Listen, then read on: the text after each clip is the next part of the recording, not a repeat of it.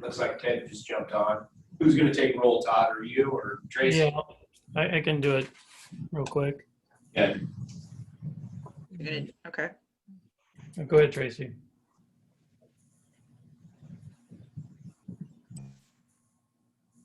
Joe, got it? Okay, now can you hear me?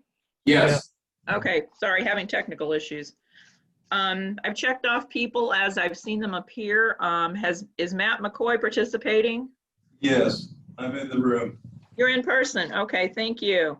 And also in person, do I have Joe Gatto and Sarah? Yes. Okay, and then is Kyle Mertz participating? Chris Coleman? And Ted Weaver? Yeah, I'm here. Okay, thank you, Ted. Is there anyone else participating that I did not call? Steve Gear. Stephanie Riva. Okay. I'm sorry, I checked you guys off. I'm sorry. Is there anyone that's not a member of the executive committee that's participating? Yes, this is Carl Voss. Okay, thank you, Carl. There's a phone number. Can the person on the phone identify who they are, or can we not hear them? They would just need to unmute themselves. Okay. All right, we should be good. All right. Item number 3 is vote and approval of the agenda. Any discussion? A motion approval. Second. All right. All those in favor? Aye. Aye. Opposed? Abstention? Motion passes. Item number 4 is vote approval of the meeting minutes from the August 12th meeting. Move it.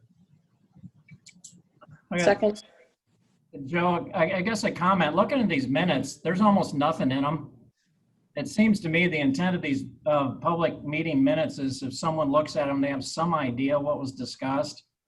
I think we ought to start adding a little bit more detail to some of these subjects like Purple Heart Highway. I mean, no one knows what we talked about. So I think going forward, we need to add a little bit more meat to the bones on these minutes. Well, question, Mayor and Councilman, would it just be easier to record the Zoom meeting and post it? That's fine with me if we want to do that. Yeah, that's fine with me. I just think we need to be able to share a little bit more detail with people who are interested in trying to figure out what we talked about. Has there been a change in the way we do our minutes? No. It just hit me when I looked at these this Okay. time. I guess I knew what we talked about, but I looked at these and thought, your average citizen's not going to figure out what we talked about. And we can do that. That was advice on council, the way we've been doing them for quite some time, but we can certainly change them. It's been a source of great frustration to me in Norwalk for years that meeting minutes never say anything. But again, I think it was on, as Todd said, it was on advice of Norwalk's council that they be bare minimum like that. I don't know why, but that was the advice. So I'm not surprised that these are bare minimum. But none of us do that for council meeting minutes. Matt, I don't think the county does that. I mean, all the other meetings I'm involved in, we have, not that we say everything we talked about, but we give the highlights. I would agree with that. I mean, we definitely should be giving highlights. I mean, there's probably not a lot of specifics we can dig into the weeds with, but we definitely need to probably give more detail than what we're giving. And I think, Todd, you've got the talking points on our agenda, so it wouldn't be that hard to include those. Yeah. And just also note that it will increase our cost for posting the minutes, but we can do that. Well, that's fine. I just think we owe it to the public so they have some idea of what we talked about. What if we post a link to the Zoom recording? Does that increase the cost? No, I mean, minimal, but not as much as the text. It's the publishing in the register. The longer the minutes are, the more you're paying. Just give them my. Post the link, then they can watch it. Okay. That's a great idea. In Norwalk, we found out that people were, for some reason, not able to access the Zoom link, maybe because they needed Zoom to get into it. So we simultaneously record our meetings and post them on a YouTube channel. I don't know if that's above and beyond what the MPO could do, but just posting a link to a Zoom meeting might be problematic for some of the public. We'll work on it and come back with what some options are for us, but we'll beef up the wording in the minutes. Just put something to the effect that audio available on request or something like that, and then figure out a way to have them listen to audio if they want to. That's a good idea. They could just do it for specific topics or whatever. They wouldn't have to listen to the whole meeting or anything. Sounds It was easy to get to. I mean, if you had someone interested in the Purple Heart Highway, they don't know what we talked about on item 11. But if they can go and get the detail, I think that's what we owe them. I think putting the recording in is a great idea. Then they can listen to the whole conversation, and then we're not worried about spending more money in text. That's fine. Oh, and at some point in time, hopefully we can all get back together and have a regular meeting soon. Yep. Okay. All right. So I think there was a motion and a second where we need to vote. So all in favor? Aye. Opposed? Aye. Abstentions? Motion passes. Item number 5 is consent vote on contracts and expenses. Todd? Yeah, thank you. Next slide, Dylan. The only expense really beyond our normal stuff is HNTB doing the Purple Heart Highway report update. 27,000 and change for some of the work on that. That is 2 of their first invoices really on the project. I think we've had one other one for 6,000. So there'll be at least one more, possibly 2 to round out the costs for doing the report. And we've got some updates that we're working with the DOT on, and we'll talk a little bit more about in a minute, but I'd recommend approval. Just point of clarification, this is Sarah. Is half of this coming out of operating funds and half of this coming from reserves?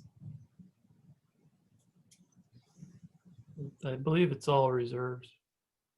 Okay, Testing my memory a little bit off the cuff, but I thought it was all supposed to be paid out of reserves. that's why I asked. I couldn't recall. yeah, I'm pretty sure all of it is. All right. Entertain a motion for that. If there's no other questions or discussions. Motion. Second. All those in favor? Aye. Opposed? Abstention? Motion passes. Item number 6 is a report and vote on Economic Development District. And Todd, you're going to educate us on this. You know, a little bit anyway, and try to answer some questions. We've talked with different folks about an economic development district over a couple of years now, just on what they are and how they're used in the rest of the state and the rest of the country for that matter. And essentially they're kind of a multi-jurisdictional entity, not really unlike the MPO, but focused more on economic development strategies and activities. They also help with a lot of activities during economic distress, such as when natural disasters happen or in recent case with the pandemic, and kind of help do kind of a long range plan, so to speak, for economic and prosperity and resilience for the region. Next slide. What they're not is they're not a chamber of commerce. They don't do the business development activities like the Des Moines Partnership does. The partnership supports the creation of a EDD, but doesn't have any interest in operating in one.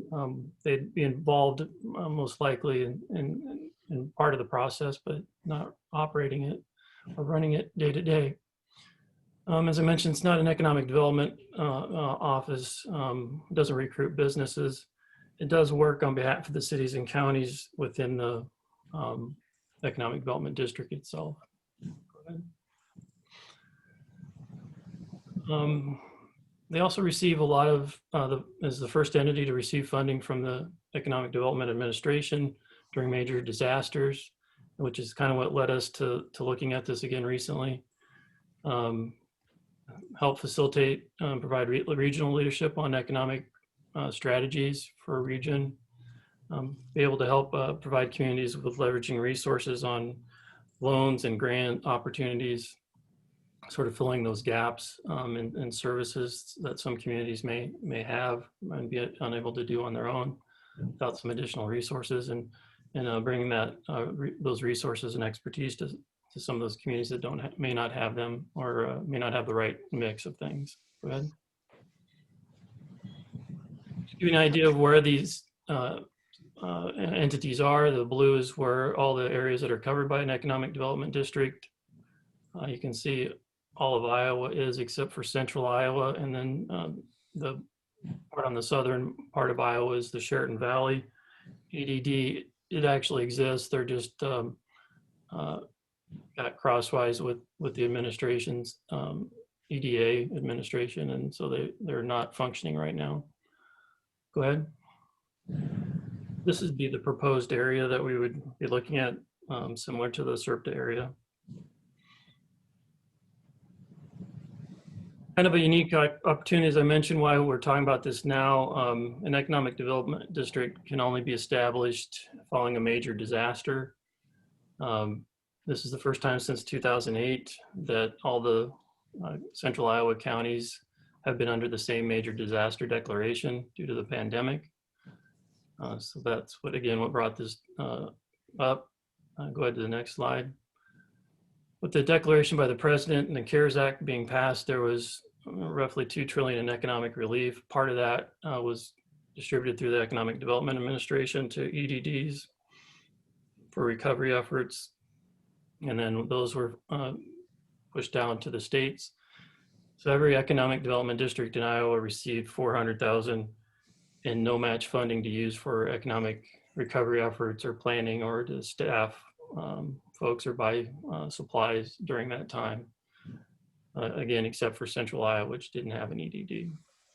So we thought this was an opportunity to at least take a look at it, start talking about it, and see what questions people may have. To form an EDD, every county would have to agree to the formation of the EDD. The agency has to have both the public and private representation on the board. So the board would be made up of elected officials and also folks from private business or entities. Again, so have all the supports of the counties from the EDD area. Then we have to have concurrence from the state, the governor's office. Once it's formed, and to get funding, there has to be some local match put in, which we'll talk about in a minute. There's also a comprehensive economic development strategy, a SEDS, that has to be created. That's sort of like a long-range transportation plan, but for economic growth. Go ahead. We do a lot of planning for this area through SERPTA, also for the MPO, obviously. We have a lot of contacts and work with various folks that do these types of things. We have some staff that have administered EDDs before.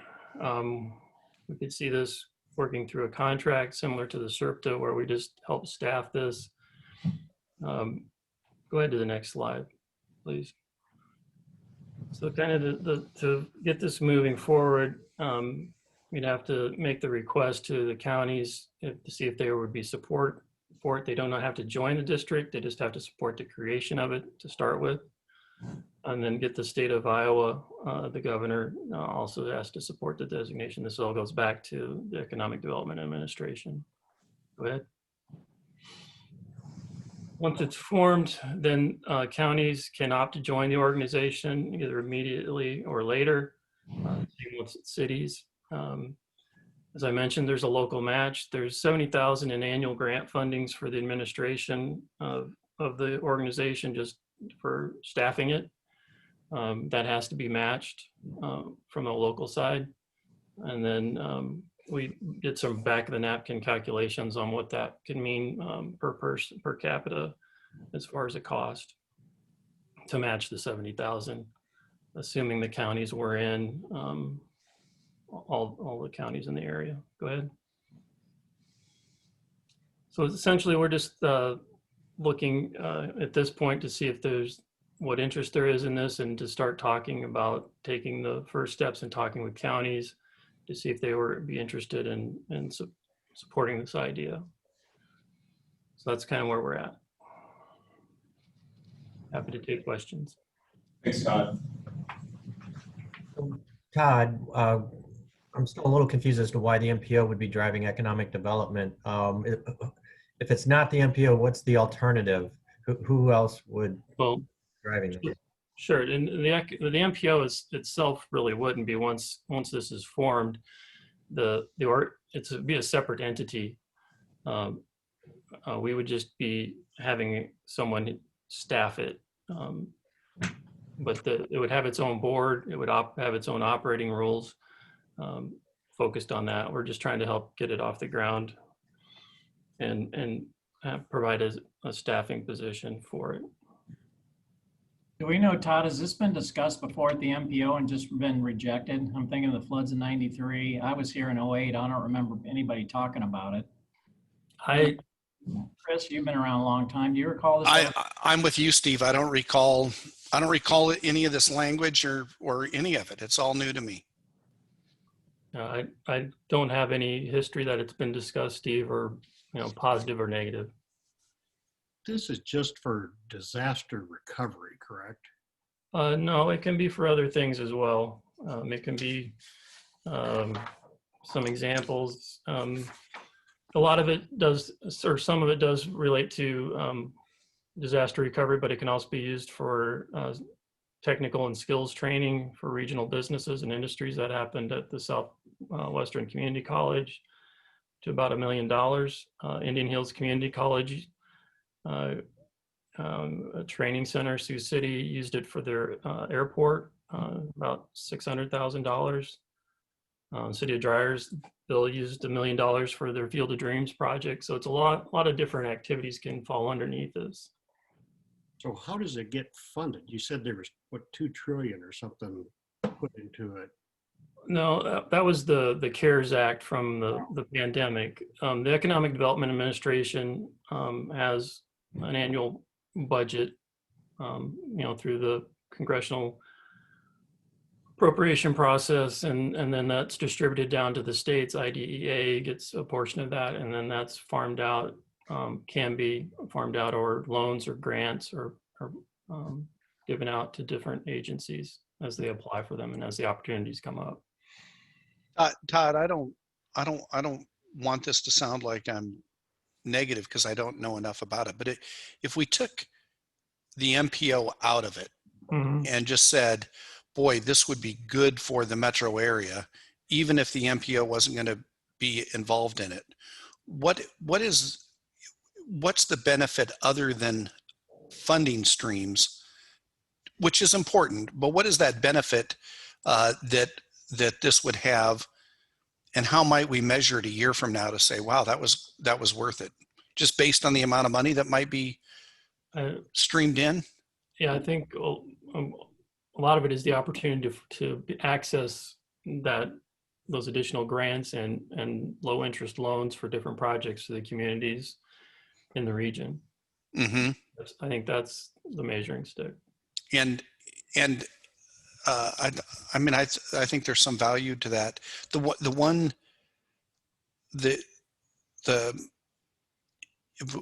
In terms of the MPO, how many MPOs around the country have a contract with us? And is really what we're doing kind of ginning up the creation of an organization so that once it's standing up, they decide to contract back with the MPO. So it's kind of wired from the beginning, even though we may not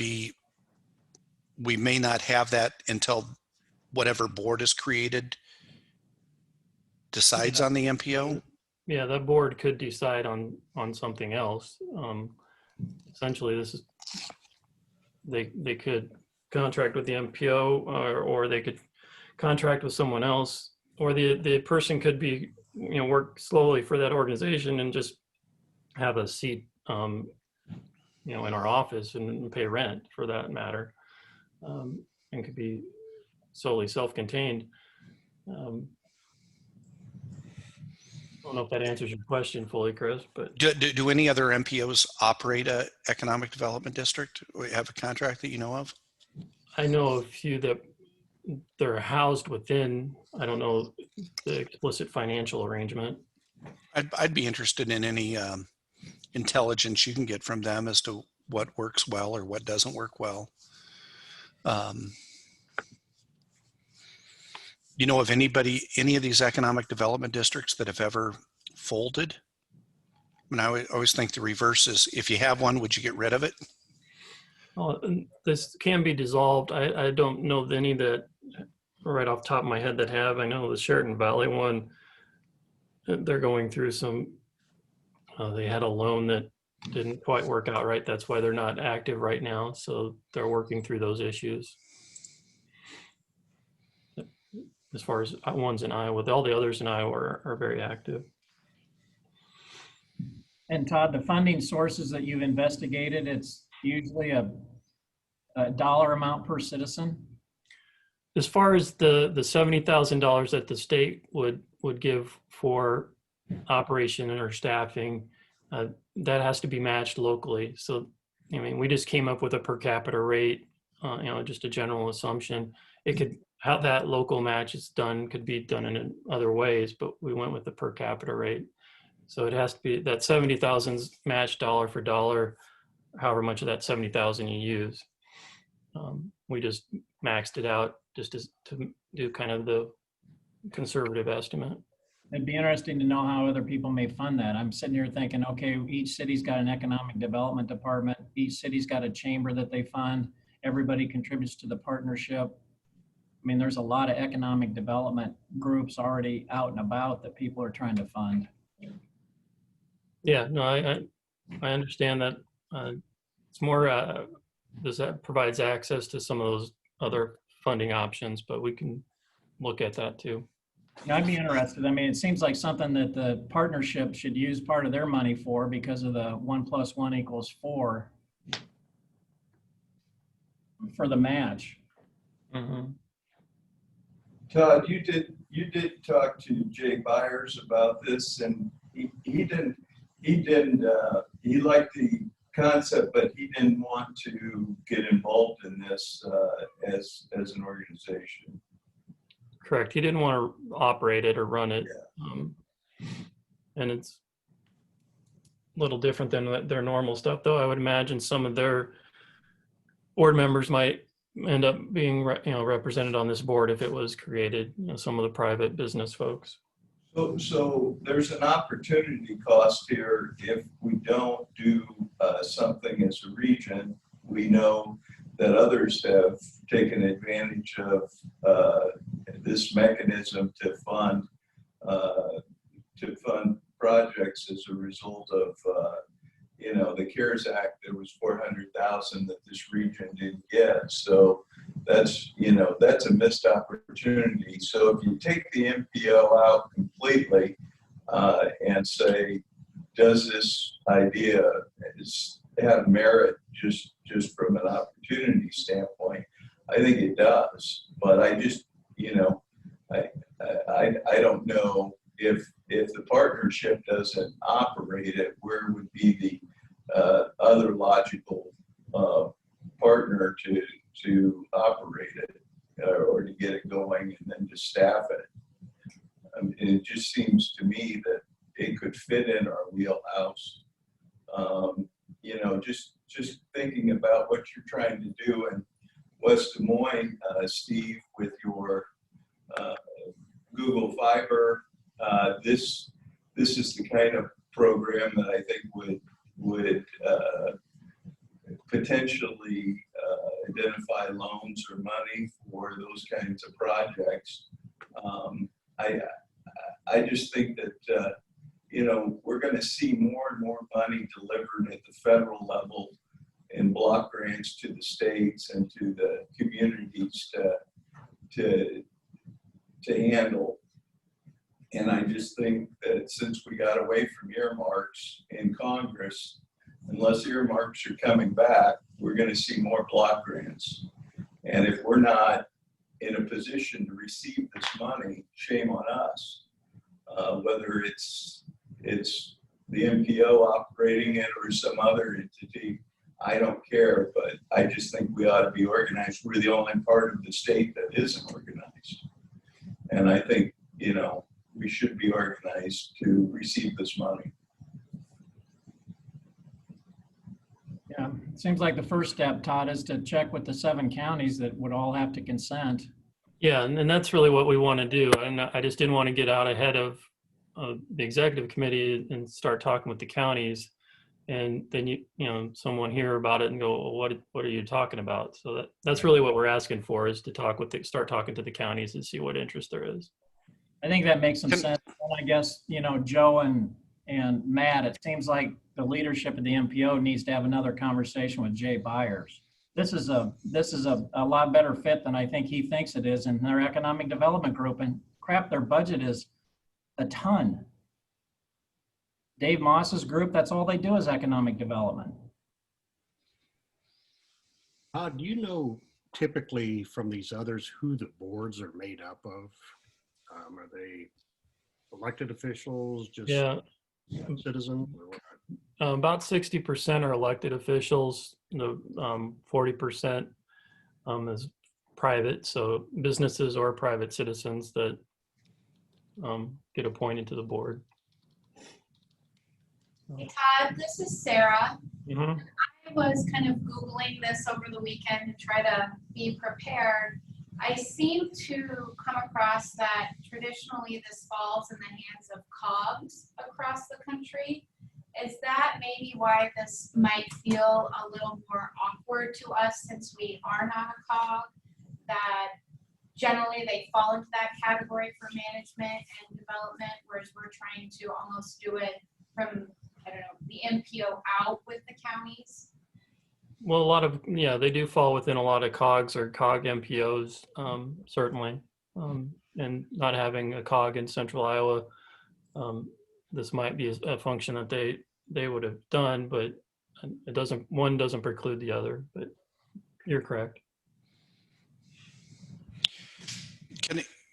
I agree with everything so far. And I think Matt articulated my thoughts on it better than I could.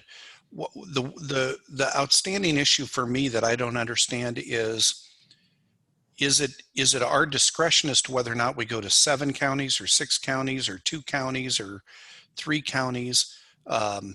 Generally I think a more targeted approach works better. So I'm just wondering, does it need to be all 7? Is that a decision we're making today to engage all 7 of them? Well, in talking with IDEA, they want us to talk with all 7 counties if we move forward with this idea. All 7 counties don't have to join the organization. They just have to agree that it gets formed. They don't have, if it moved forward, they don't have to join it. They can join later, but they just have to say it's okay that it forms. Is that because we are already a district in somebody's mind, or well, I think it's IDEA saying this is the only area that isn't covered. We'd want the whole thing in as opposed to the piece. So the piece that gives the Iowa Economic Development Authority, oversight or consultation, they're the ones saying talk to all 7. Correct. So Todd, what happens if all 7 are not in agreement with something like this?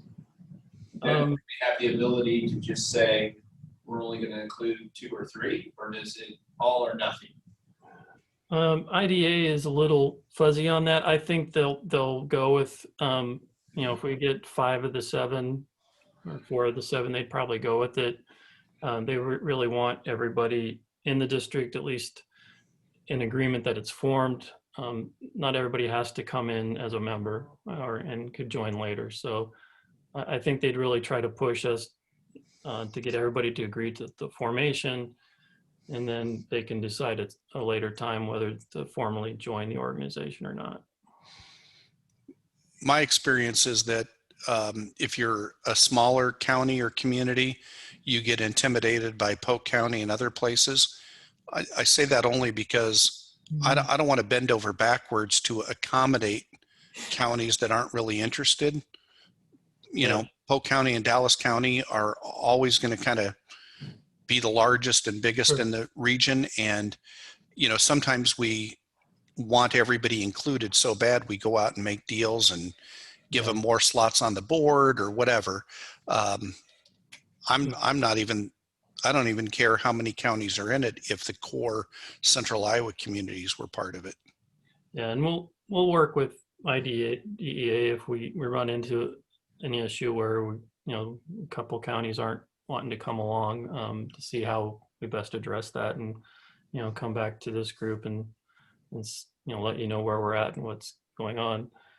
This has got several steps to go through before anything really happens. It's right now just a lot of conversation.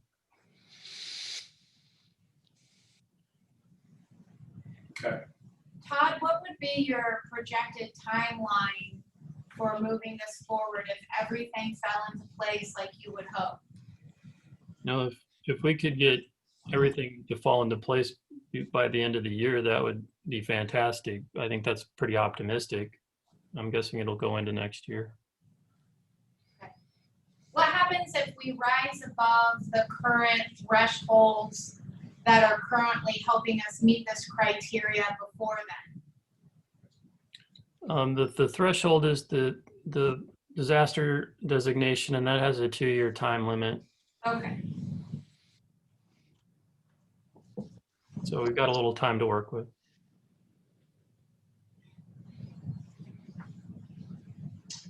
Any other questions? I mean, I would be happy, and I'd go along with Matt, if we needed to go have another conversation with Jay. We can have that conversation. I mean, I understand the mayor's point. Obviously, I'm not gonna twist them up if they don't want to do it. And, you know, we can take it upon ourselves to maybe to do our own and start our own board at that time. But I understand where you're coming from, Mayor, that, you know, they are funded and this is somewhat in their wheelhouse. And it would be a separate entity from the partnership too. I mean, it couldn't just fall underneath them because they'd have to create a separate board for this as well. So Unfortunately, it's another form of some type of government entity that we're layering on top of another layer. I understand Matt definitely articulated the best, better than I can, that we're, you know, I don't like to lose out on any opportunity for our region to get any type of funding. On the other hand, I don't like to put government entities and layer them on top of each other and try to make them mix together. That's where I struggle with a little bit, but I'm willing to take a look at it and look into it more. I don't like missing out on money for our region. I think that's a lost opportunity, and that's shame on us and shame on the folks in 2008 if this wasn't brought to anyone's attention to look at it then. Yeah, I agree with a lot with what Joe said. Todd, you mentioned the cost to this to cities and counties is anticipated to be 13 to 15 cents per capita. Is that right? yeah, I mean, that's very conservative. It could be a little less. It just depends really on how many come in and how much money you want to, if you want to take the maximum 70,000 match from the state. And that's an annual cost to each of the communities? Yeah. For the administration, essentially. Harry, are you still on the executive committee for the partnership this year? Yes. Is there anybody else on the MPO executive committee that's on the executive committee for the partnership this year? Yeah. Okay. I think I'm I think I'm the mayor rep next year, Gary. Yeah, I'm fine. Maybe Joe, you have the conversation after Todd hears back from the 7 counties, because if all 7 counties want to do it, that probably helps a bit. Yeah, that's fine. Well, at least, so we're voting to allow you to actually go talk to the 7 counties and kind of get a feel where they're at. Is that what we're voting on? Yeah, it's just correct. Just authorizing staff to start talking with the counties. So this will be, the full policy committee will be voting Thursday on this? Or, That's what we have in the agenda. We can change it just to a report. I mean, that's up to you. I think we should change it to report. I agree. yeah, I think that, I think if we're just going to talk to the counties, it should be just listed as the report. I think us giving you the go ahead to go talk to them is enough right now, Sounds good. unless others disagree. Okay. Good discussion. Thank you, Todd. Thank you. Need a motion? Yes, we need a motion to, Stephanie motion. Second. and that is to make the report only on the policy committee, correct? Todd? No, we'll vote on the agenda later, but this is just to give us the go ahead. The authorization to speak to the 7 counties. All right. Is there any other discussion? If not, all those in favor? Aye. Aye. Opposed? Abstention? Motion passes. you. Item number 7 is report and vote FY 2021-2024 TIP amendment request. Shiroshi is going to update us on that. Yes, thank you. The item before you is a TIP amendment request from the Iowa DOT. The amendment request is for a pavement rehab project on I-35 in Ankeny. The specific amendment request is to update the funding information from state to federal. Other than that, essentially there are no other changes to the project. The total cost of the project is about 3.9 million, and it's using primary road funds for this project. So with that, staff is supportive of this amendment request from the DOT. And if you have any questions, I'll be happy to take them at this time. Thank you. Any questions? All right, this is a voting item. I'll motion. Second, by Andling. I'm sorry, Bob, what was that? I second it. Great. All those in favor? Aye. Aye. Aye. Opposed? Abstention? Motion passes. Thank you. Item number 8 is report and vote on the Iowa Clean Air Attainment Program pre-application. Zach? We had a total of 6 applications that were submitted for the pre-applications for ICAP. Those projects are listed on the screen in front of you. It's also included in a table on page 9 of your agenda. The table provided a little more detail about the project descriptions and project costs. You can see that Des Moines, Norwalk, Dart, Altoona, Yankee, and Grimes have all submitted ICAP applications this year. We discussed these projects last month. We're bringing them back before you this month for your approval. Following the policy committee's approval next week, we'll forward the resolutions on to the project sponsors so that they can include those in their final applications to the Iowa DOT. And those applications are due by October 1st. So any questions about the projects that were submitted or the process, I'd be happy to take those questions at this time. Any questions for Zach? Motion. Second. All those in favor? Aye. Aye. Opposed? Abstention? Motion passes. Item number 9 is a report on UPWP project development. And I think Dylan is going to speak first. Yeah, I'll start this out before handing it off to Allison, but this is something we're doing now that we're into the new work program. Periodically, we plan to bring you come discuss projects with you before we get into the details and actually do a lot of the work to put together the projects.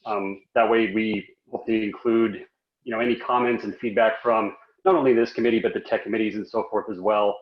Like I said, before we get into everything, that way we prevent any issues where we do the work and then we come back and there's, hey, did you think about talking to these people, or why'd you do it this way? So we just want to be a little more upfront with some of the projects. The one we're going to talk about today is the environmental justice report. And in some cases, when we bring this forward, it's going to be projects like this that we've talked about. But given the discussion that we've had over the last couple of years, where there's been a lot of conversation about it, we just wanted to touch base and make sure we're all still on the same page, or see if there's been any additional thoughts to it. Other times when we bring projects forward, they're going to be probably completely new projects, and we'll do our best to bring you up to speed and outline why we're going to do the project, what we're going to do, and then get any comments before we go do it. So with that, I'll turn it over to Allison to talk about the environmental justice report. Thanks. I'll take the next slide. So just as a review, we do periodically update the environmental justice report. We plan on doing that this fall. Internally, we use it for project scoring and then also in other planning initiatives the staff takes on. And then externally, we put it out for public consumption, as well as member and partner organization use in their initiatives as well. Next slide, thank you. So historically, our 7 degrees of disadvantage are there on the left. We calculate these using Census Bureau and American Community Survey data, and then determine the regional average for each of these. And then on the right-hand side, you can see that we have historically used different thresholds. So until 2018, the threshold was 6 out of 7 degrees over the regional average would put you in a environmental justice area. We did shift that to 4 in 2018, but then committee discussion brought that back to 6. And so we have kind of been discussing internally how to kind of manage these different things. And so we're putting forward an idea to stratify these instead. So from 0 to 3 would be of least concern, 4 to 5 degrees of disadvantage over the regional average would be of moderate, and 6 to 7 would be the highest. So before we started on this project, we just wanted to bring these degrees back to you and see if there's any updates or things like that you'd like to see included, as well as the thresholds before we move on with the project. So I'd be open to any feedback and comments you may have for us. Thank you, Allison. Any questions or comments? I'm jogging my memory here, but would having the different kind of stratification change how we award points to projects? Yeah, so it would. So it would also likely, and Dylan, I don't deal much with the scoring, so Dylan, correct me if I'm wrong, but it would stratify that as well. So say a project was in a moderate, say the 4 to 5 degrees moderate area, it would get a partial points for the EJ scoring criteria. 0 to 3 obviously would be less, and then 6 to 7 would be higher. Allison's correct, and we updated the scoring system last time around to stratify it. So that went through all the committees. So our current scoring system already has the stratification in there. How long, Zach, we've been doing that? Is that just the last Just time since our long range plan was approved, and the last, the 2024 cycle was the first time we. But historically, you did it only with the 6 to 7 degrees. It's like if you were 6 or 7, you got the points. If you weren't, you got no points. You got no points. Yeah. And what's the reasoning behind changing that? I think just to acknowledge, there was some concern with our scoring that it was kind of an all or nothing. You're either all or nothing. And a lot of committees wanted to see a lot of our categories stratified more so that projects could receive points. If they weren't quite to the highest level, but they were moderate, they would still get some points to acknowledge that they were working towards the goals and performance measures. Yeah, and to add on to what Zach said, this was taken before a couple committees last time we created the EJ report, and they like the stratifying so that we understand that it's not an all or nothing. So our transportation advisory group that works with the health and human services folks just felt that the 6 out of 7 was a little bit too high and really kind of made it so you have to be completely disadvantaged before you get accounted. So just an adjustment really to reflect reality more. Explain to me how the point system works then, from 0 to 3, 4 to 5, or 6 to 7. I have in front of me, but I believe 0 to 3 was 0 points. Okay. 4 to 5 was 2 points, and 6 to 7 was 5 points. Okay. It was that or 5 points for 4 to 5 and 10 points for 6 to 7. I can't quite remember off the top of my head, but it was one or the other of those two. So to quantify it, the 6 to 7 are going to get double the points as the 4 to 5. Essentially, yes. Yeah, either way. So are the degrees of disadvantage a criteria that's given to us, or is it something we created? So we create and choose that. It was based on the original environmental justice report was originally based on the Philadelphia MPO's report as well.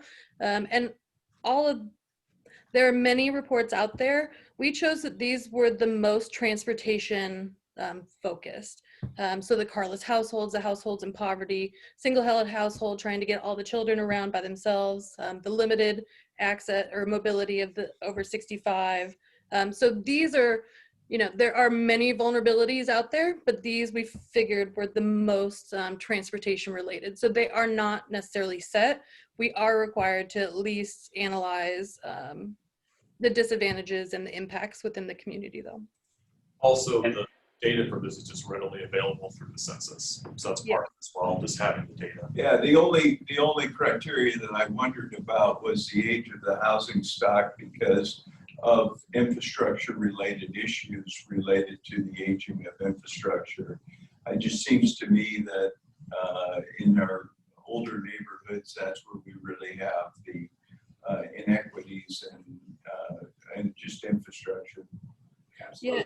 And that can include everything from sewers to streets to telecommunications, fiber optics, and internet. Yeah, and Supervisor McCoy, I completely agree. We found that when we overlay some of those kind of external, more physical pieces, it overlays pretty well with the map of these populations already.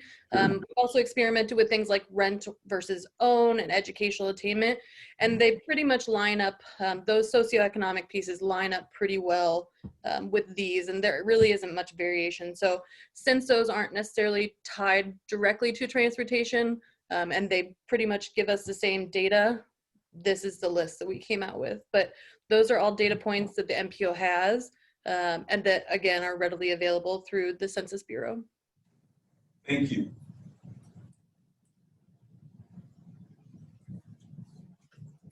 I think this seems reasonable. I'd make a motion to approve it. May I ask one more question, Matt? I'm sorry. We can have a motion out there, I guess. It's a report. Go ahead, Chris. It is a report, but I'm wondering, staff mentioned that when you overlay it, it looks a lot the same. So I guess that leads me to think that we're talking about kind of setting the policy, but staff has the advantage of knowing how that actually affects our map and how that looks. Did we get that provided to us? We can provide that to you. If there are other pieces like that, the age of the structure, those are pieces that we can pull together and map out for you so you can see it visually. We're happy to do so.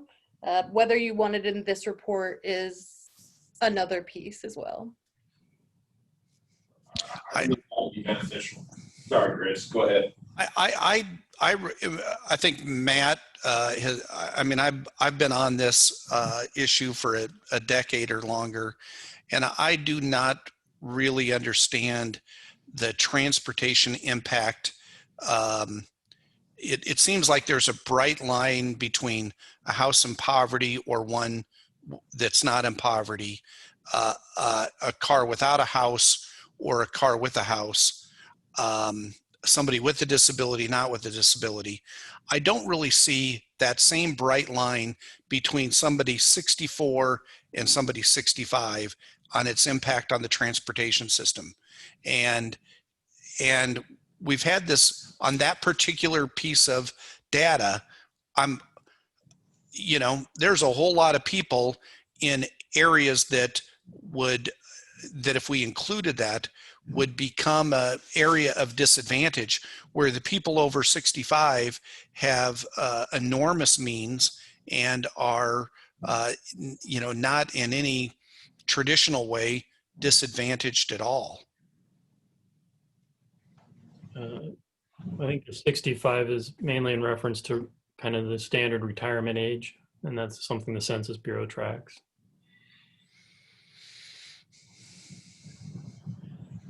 And to your point, there are ways that we could pull, say, persons over 80 and things like that as well. But 65 has traditionally been, that retirement age, and pushing that over. Obviously, 65 doesn't look like what 65 did in, say, 1980.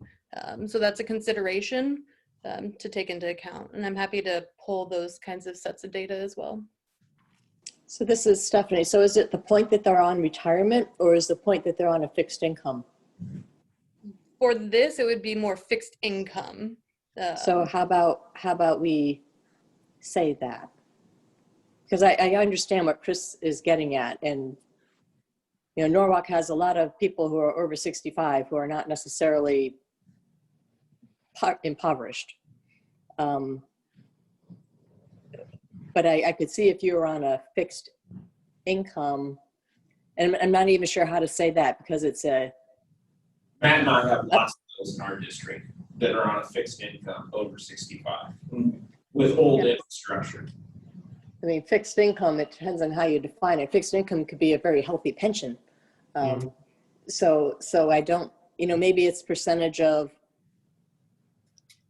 I'm looking at poverty. I don't know how to say it, but I see the point about if you're just looking at age, that isn't really, as Chris said, a bright line. But I don't know, percentage on Medicaid, percentage on, I don't know what the right measure is.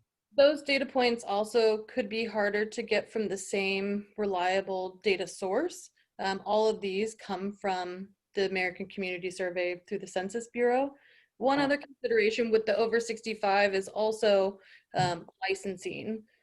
So at some point, they could end up also losing their license due to visual health pieces as well. So it's a couple things tied together, especially with that group. And the same kind of goes for that single head of household.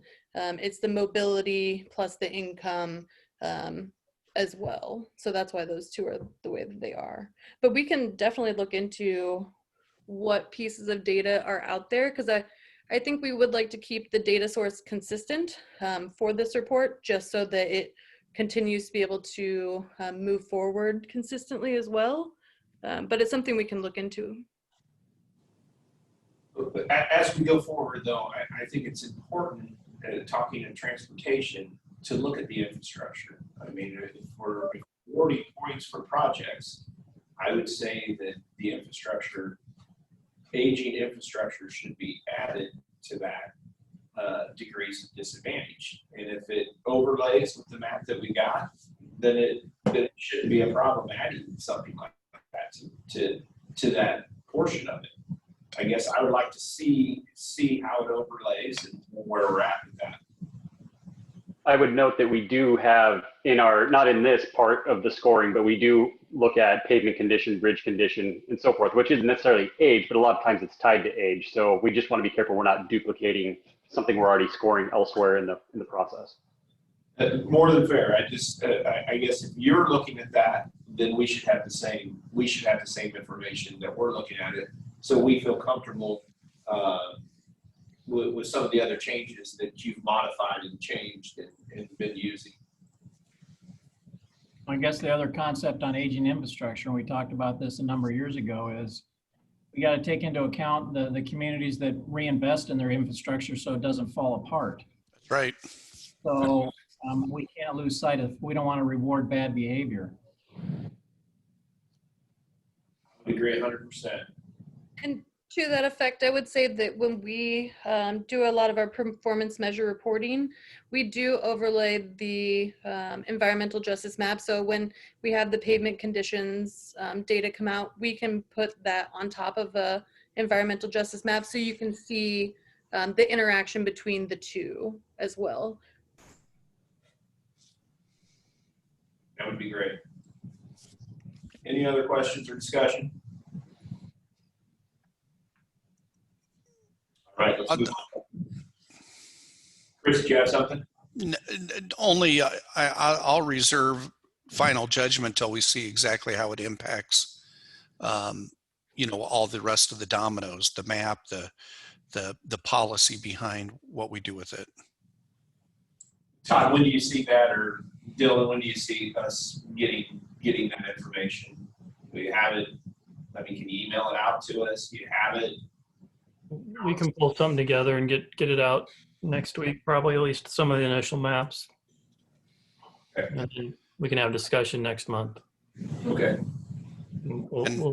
As we pull stuff together, we can send you a package. So this will be back on our agenda for next month.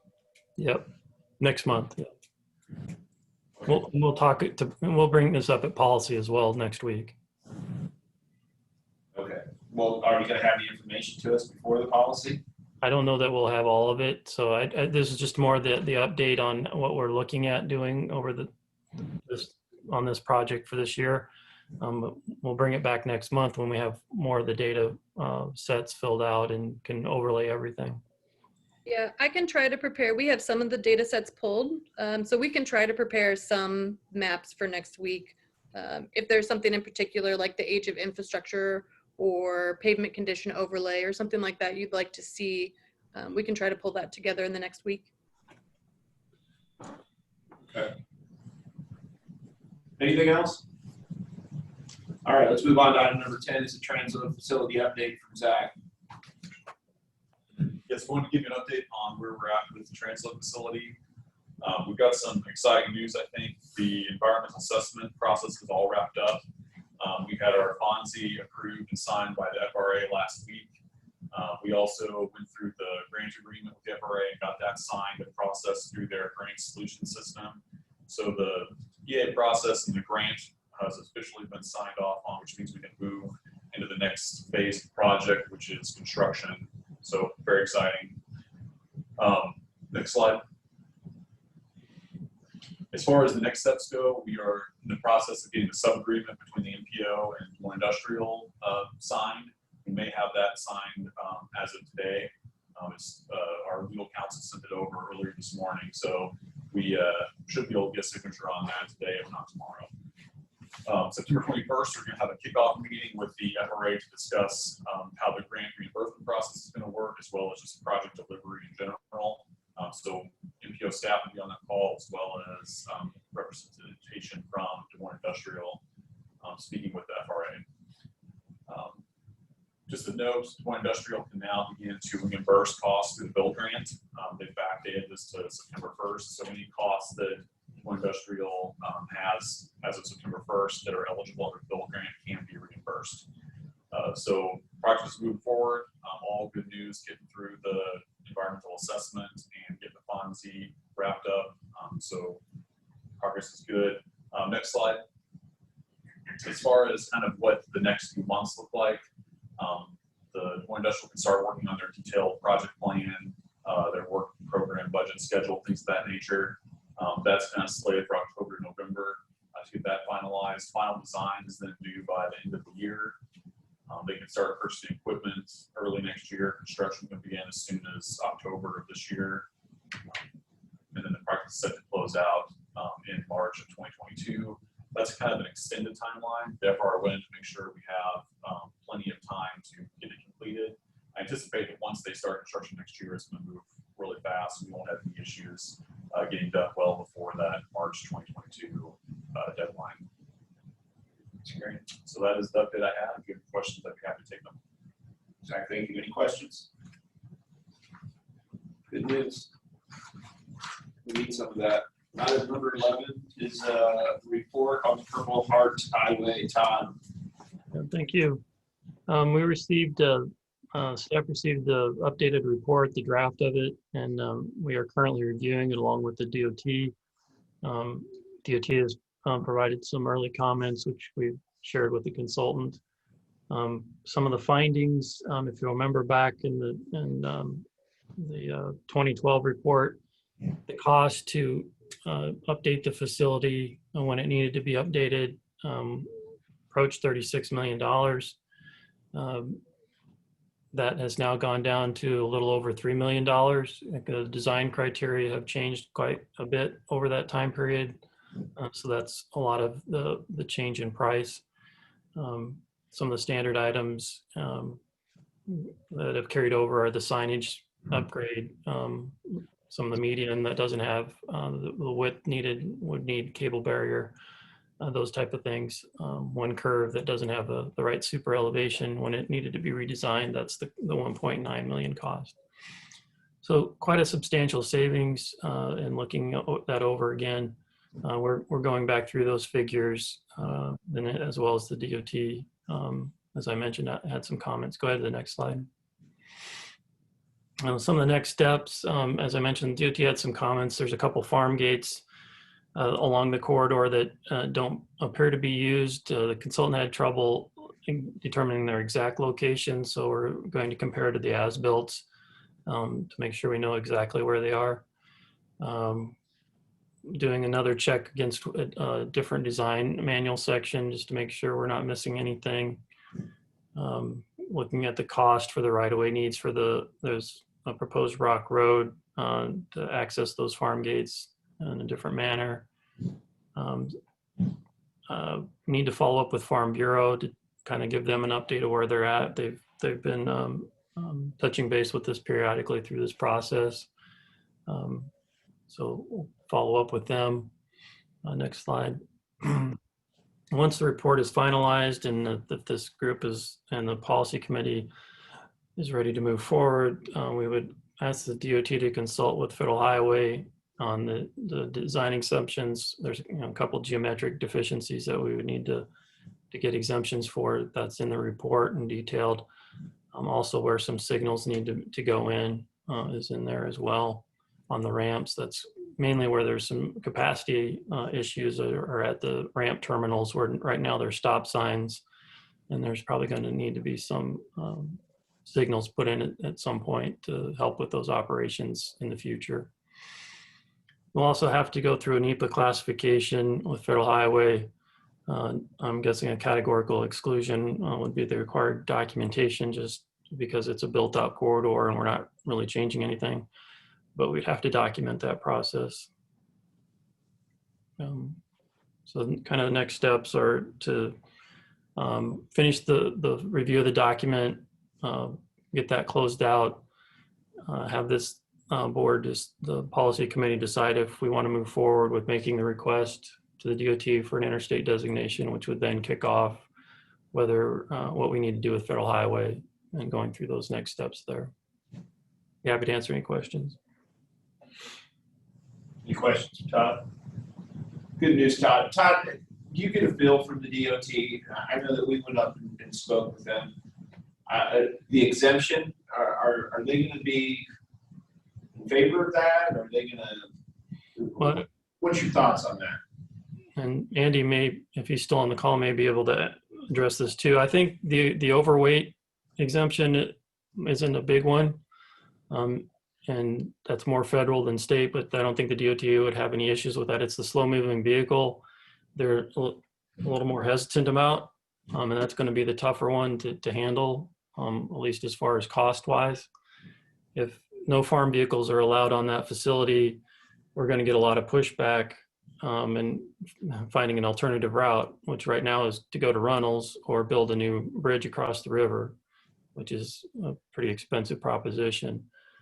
A number of entities, Arkansas being the most recent, have gotten exemption for slow moving vehicles on an interstate with the idea in the future at some point they would build an alternative access point, though they haven't identified where that would go or what the cost for that would be.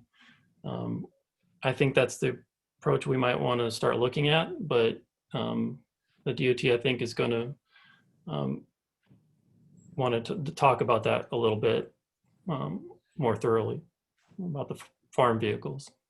Todd, I agree with you. This is Andy. I think the weight restrictions aren't as big a deal. It's just the safety factor of, a 25 to 30 mile an hour vehicle mixing with a 65, on an interstate route. And, and we've been recording this information out there. I've got about 40 tractors on video so far, prior to the harvest, which I'm sure those will be coming in here. But,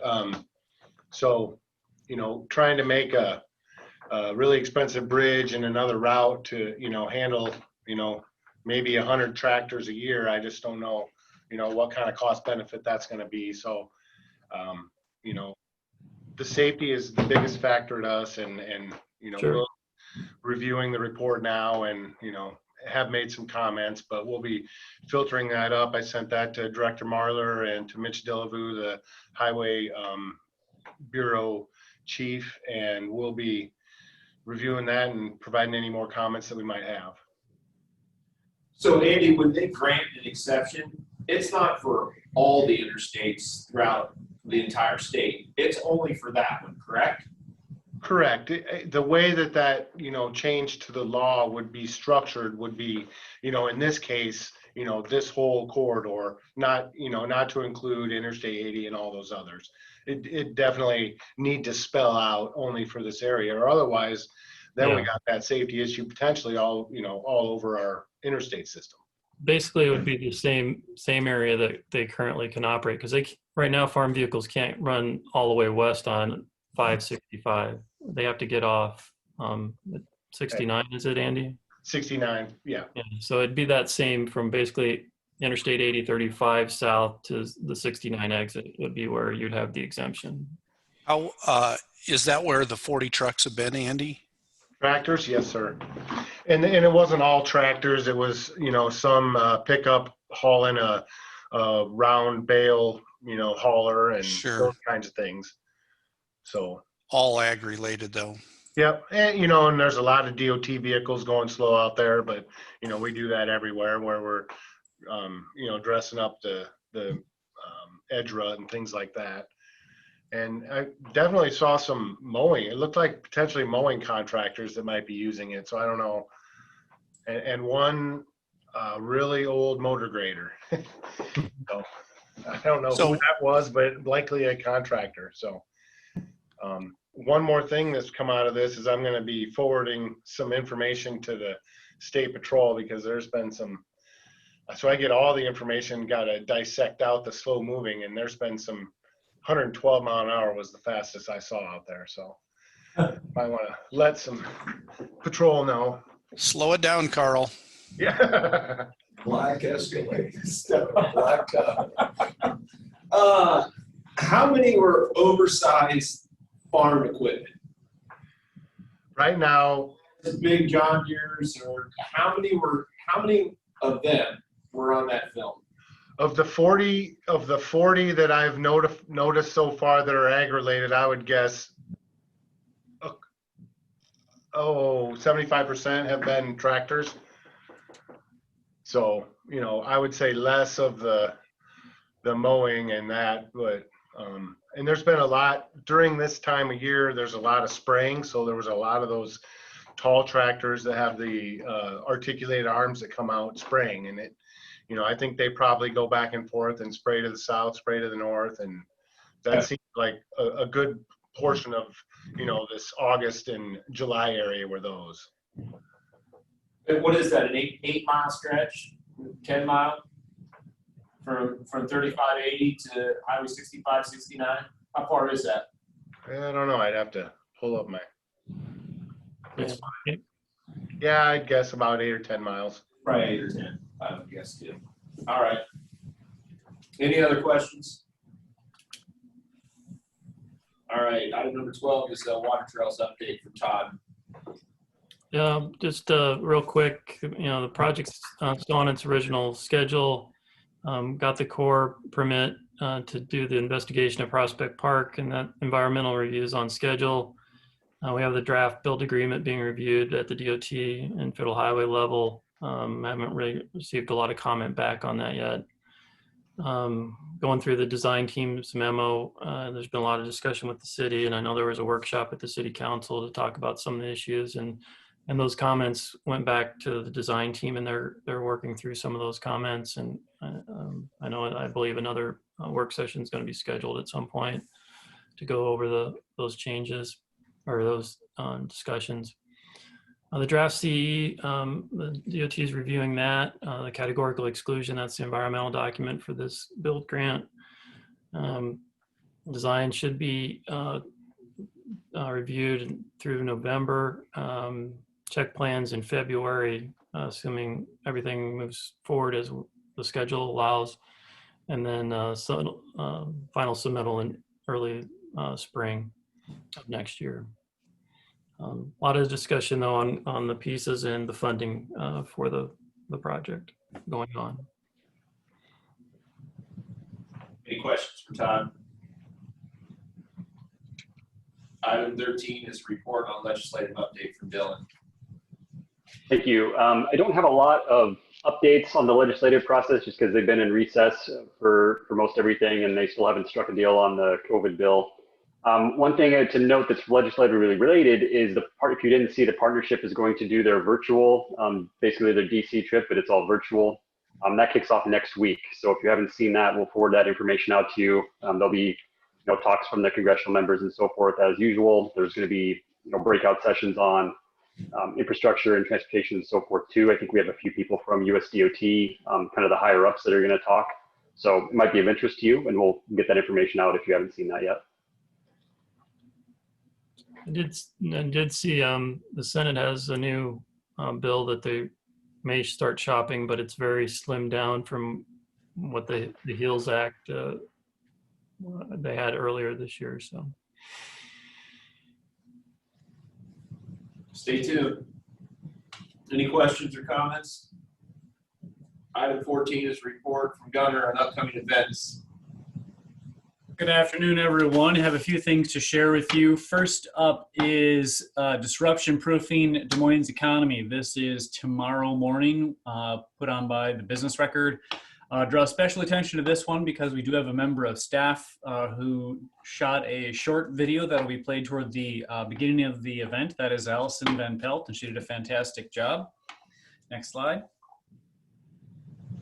Also want to draw your attention to the AARP Leaving Communities Transportation Workshop that is coming up. That is early next week on the 15th and 16th. This is one that I am particularly excited about. James Chung is a researcher who dives deep into data to advise cities around the country on garnering competitive advantages as part of their economic development. He was here a couple of years ago, and his message at the time was that Des Moines left out of the data whenever he was comparing cities around the country, and he encouraged the region to continue to be bold in its decisions in order to be a breakout city. Of course, a lot has changed in 2 years, and so he is coming back almost 2 years to the day to give us another dive into the data, what it's telling us now, given all the disruption that has occurred over the last months and years. So please, I hope you can join this one. This one should be really fantastic. Wednesday morning, the 23rd, you can register on the Speaker Series website.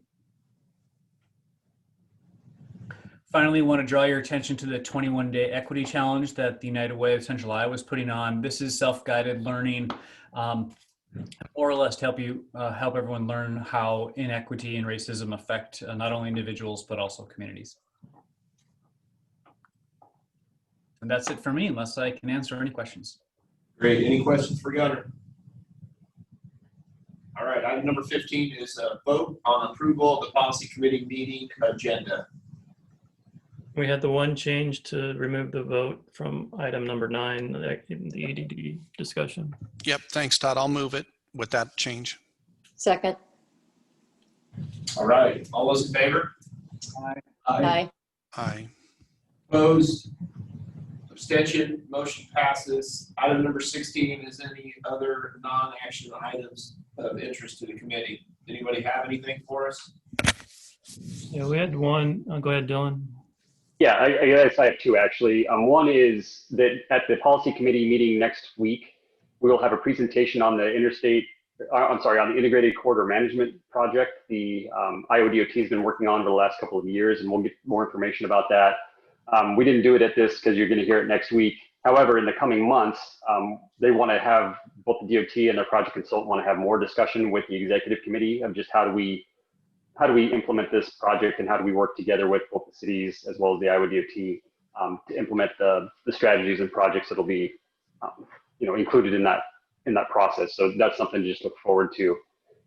The other thing I wanted to mention is that the MPO has been working with the Greater Des Moines Partnership on a grant application for a broadband project. The partnership has been working on this and had this project in motion when we came across the grant opportunity. The project is to do a broadband analysis for this larger central Iowa area, including the counties that the partnership covers. However, they're not eligible as an applicant to the grant that we found. The MPO is, so we've been working to do that, and that application is due tomorrow. So just wanted to give you a heads up that we have done that. Essentially, the study will look at where broadband's available, at what speeds it's actually available, and where the gaps are for down to the census block level. So it will provide some very good detailed information. And it does correspond with some work we've already been doing with smart city type of work over the last couple of years. Great. Anything else? Anybody have anything else? All right, our next meeting date for the executive committee is October 7th at 11:30. Feel free if anyone else wants to join me down here. I will be here, and this meeting's adjourned. Thanks, Joe. Good to see you all. Thanks.